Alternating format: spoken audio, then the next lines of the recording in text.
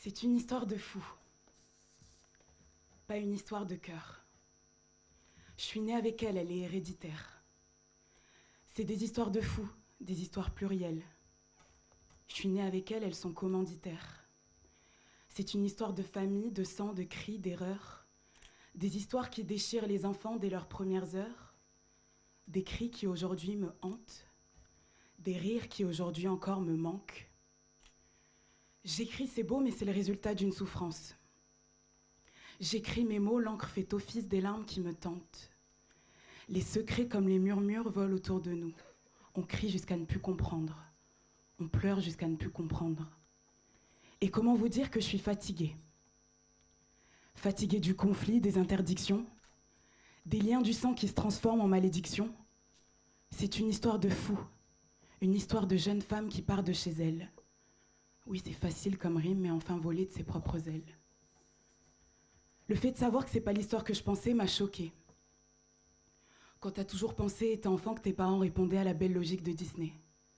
Je me rappelle de la façon dont j'ai suffoqué quand je l'ai su. La façon dont j'ai détesté quand je l'ai vu. C'est une histoire de fou parce qu'elle concerne les deux personnes grâce auxquelles je suis née. Mes parents bien-aimés. Bien-aimés pour moi, mais eux s'aimaient-ils bien? C'est une histoire de fou quand t'es grand et que tu te rends compte que l'amour, c'est pas si facile en réalité.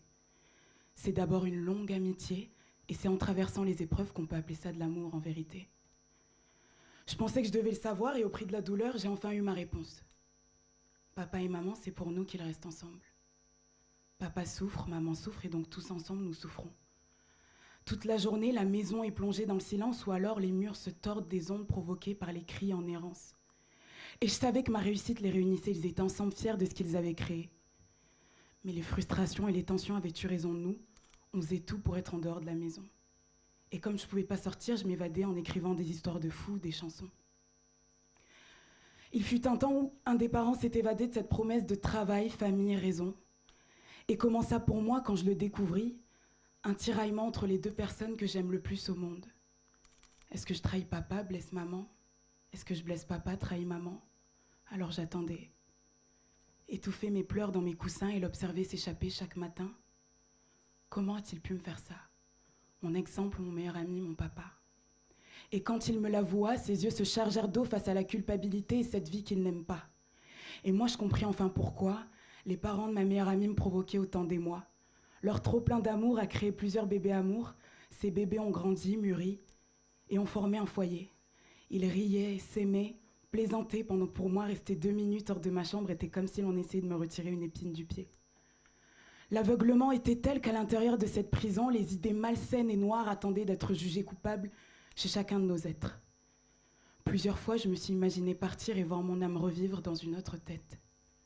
Heureusement, l'art et ma spiritualité ont permis à mon cœur de s'élever et à mon âme l'anticipation de se reposer. Je sais pas. Dans un coin de ma tête, je me demande s'il avait été mieux pour eux de se séparer. Séparer cette douleur en deux, cette négativité, toute cette lourde charge en eux. La plaie est ouverte, la cicatrice se forme, mais elle ne guérit jamais. Et je vous demande de quoi désinfecte-t-on les maux et la rancœur? Maintenant, nous pourrions se dire que je suis partie, qu'enfin je peux respirer, me libérer, qu'enfin je vais pouvoir commencer ma vie, me créer une autre famille. Et je l'ai fait, ils sont quelque part dans le public. Mais ne disons pas qu'il ne faut jamais oublier d'où l'on vient. Quand tout le monde retrouve les siens, ne devrais-je pas retrouver les miens? Ne devrais-je pas profiter d'eux avant que le ciel ne les aspire de mes mains? Comme le dit Orelsan, au fond, je crois que la terre est ronde pour une seule bonne raison. Après avoir fait le tour du monde, tout ce que l'on c'est être à la maison. Et ils ne l'ont jamais fait intentionnellement. C'est sacrifice par sacrifice qu'ils nous ont disqualifiés de la compétition de la meilleure famille. La perfection a tué raison de nous. Le bon objectif a attisé les mauvais moyens. Alors construire ma vie sans base, une base qui fond sous la chaleur du temps et des secondes qui passent, parce qu'un jour j'aurais regretté tous les jours où j'ai pas eu la force d'essayer de rendre les choses meilleures, parce que j'ai le pouvoir de les améliorer. J'ai hésité avant d'écrire ce discours parce qu'on se l'était jamais dit. Papa, maman, trouvez là cette solution, il en reste encore 2 à la maison. J'ai pu m'échapper grâce à mon art, mais ce don et cette grâce ne concernent pas mes sœurs autant. J'angoisse à l'idée qu'un jour, moi-même, je devrais m'occuper d'un humain et la possibilité de lui donner autant de frustration me donne envie d'oublier demain. Mais, wow, C'est une histoire de fou comment toutes ces frustrations m'ont donné la fin de la vie. La fin de rire, de sourire, de découvrir, de vivre. À la lumière des moments où je pleure et j'écris, vous êtes la source de celle que je suis aujourd'hui, donc merci. Mes passions sont le résultat de ma vie et parce que vous avez toujours respecté le fait que je puisse véhiculer des émotions grâce à l'art, encore je vous remercie. Papa, maman, aujourd'hui vous n'êtes plus les spectateurs. Non, non, non, c'est vous. Et vous faites partie de ma plus grande histoire de fou. Merci.